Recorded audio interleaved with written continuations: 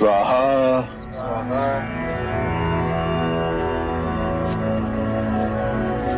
स्वाहा स्वाहा।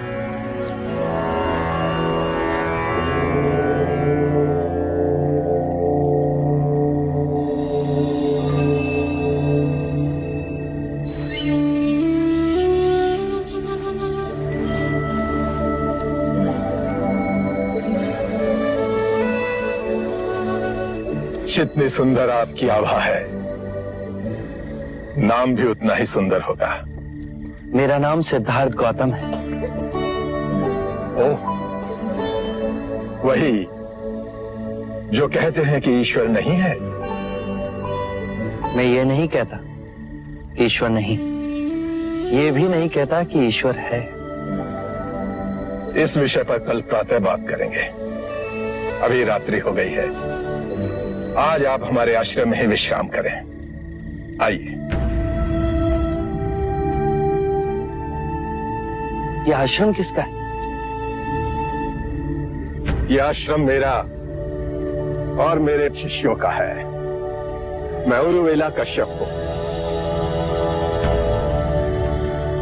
मैंने आपके बारे में सुना है। आप वही उरुवेला कश्यप हैं जो वर्षा ऋतु में मुनियों को छत्र छाया देते हैं। आज रात्रि आप मेरी कुटिया में ही विश्राम कीजिए।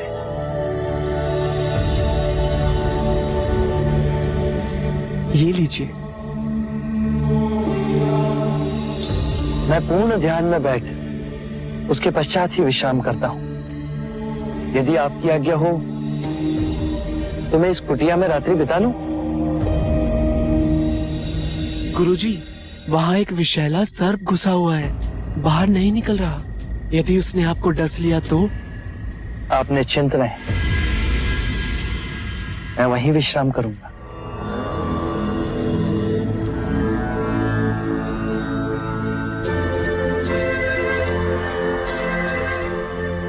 गुरुजी, रोक लीजिए उन्हें।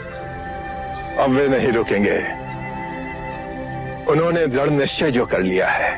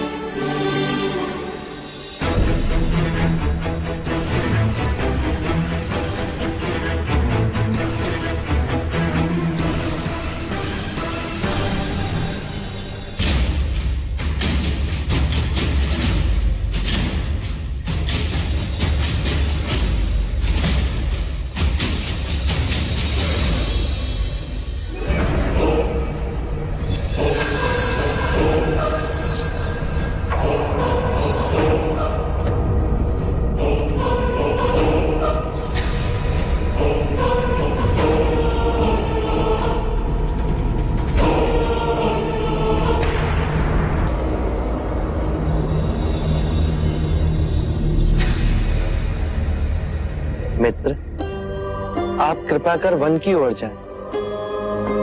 ये स्थान आपके लिए असुरक्षित हो गया है। आप कुछ ना करें, तब भी लोग डरकर आप पर वार करेंगे। यहाँ आपके जीवन को संकट है।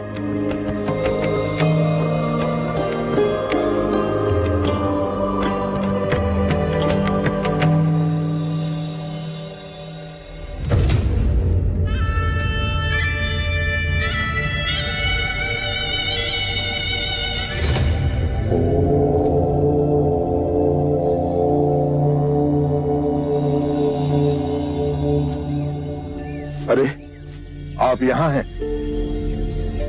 आज जब हम अपने शिष्यों से वार्ता कर रहे थे तो आपको वहां नहीं पाया। मैं वहां उपस्थित नहीं रहना चाहता था। क्यों?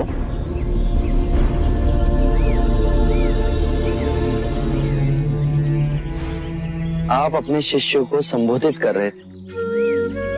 यदि स्वाभाविक कोई प्रश्न मेरे मन में जागता तो आपके शिष्यों के सामने उसे पूछना आपको दुविधा में डाल सकता था। परंतु यहाँ तो एकांत है। अब हम वार्ता कर सकते हैं।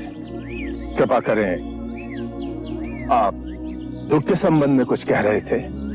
क्या आप ये मानते हैं कि दुख सत्य है? क्या आप ये भी मानते हैं कि दुख के कारण भी है? हाँ। यदि कारण है तो दुख तो रहेगा, और यदि कारण ही समाप्त हो जाए तो दुख भी लुप्त हो जाएगा। जैसे सूर्य के प्रकाश से अंधेरा।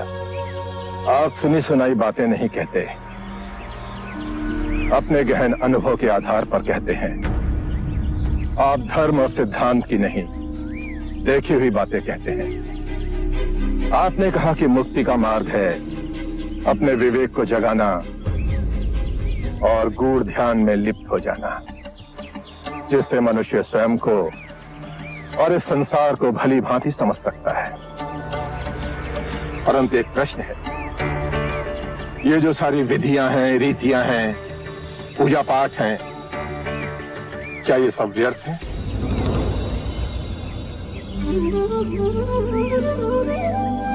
यदि कोई व्यक्ति इस नदी के दूसरे किनारे पर जाना चाहे तो वो क्या करे? यदि जल गहरा नहीं है तो वो चलकर जा सकता है, और यदि जल गहरा है तो वो नाव की सहायता से जा सकता है या स्वयं तैरकर जा सकता है।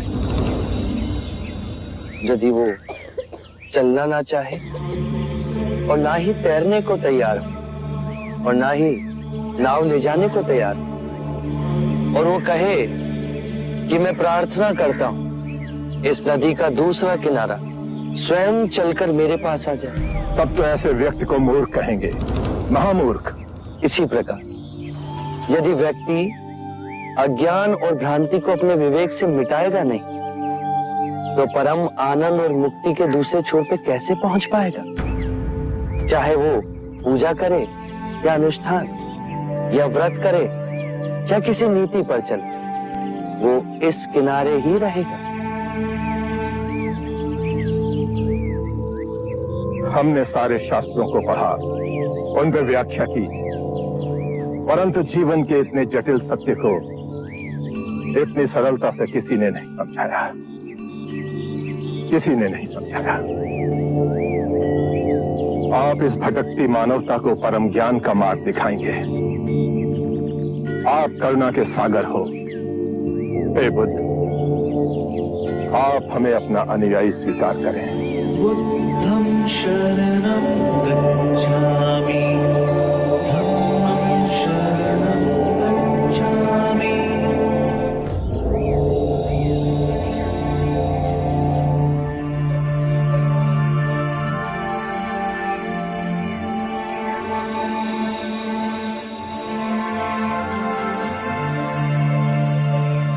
हे पराक्रमी, हे युग पुरुष, आज बुद्ध की शरण में हम आते हैं, आज धर्म की शरण में हम आते हैं, आज संघ की शरण में हम आते हैं।